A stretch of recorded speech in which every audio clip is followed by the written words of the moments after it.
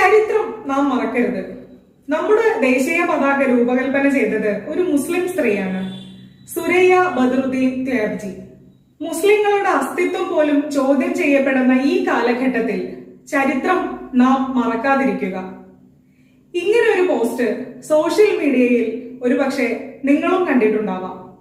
സംശയം തീർക്കാനായി ഗൂഗിളിൽ സെർച്ച് ചെയ്തപ്പോൾ പിങ്കളി വെങ്കയ്യ എന്നൊരു പേരും നിങ്ങൾ കണ്ടിട്ടുണ്ടാവും. ശരിക്കും ആരാണ് ദേശീയ പതാക രൂപകൽപ്പന ചെയ്തത്? വിക്കിപീഡിയയാണോ സോഷ്യൽ മീഡിയയാണോ ശരി? 2018 തന്നെ ട്വിറ്ററിൽ ഇതുമായി ബന്ധപ്പെട്ട ചില വിവാദങ്ങളും സംവാദങ്ങളുമെല്ലാം നടന്നിരുന്നു. ഇത് ചരിത്ര വസ്തുതകളുടെ അടിസ്ഥാനത്തിൽ നമുക്ക് പരിശോധിക്കാം.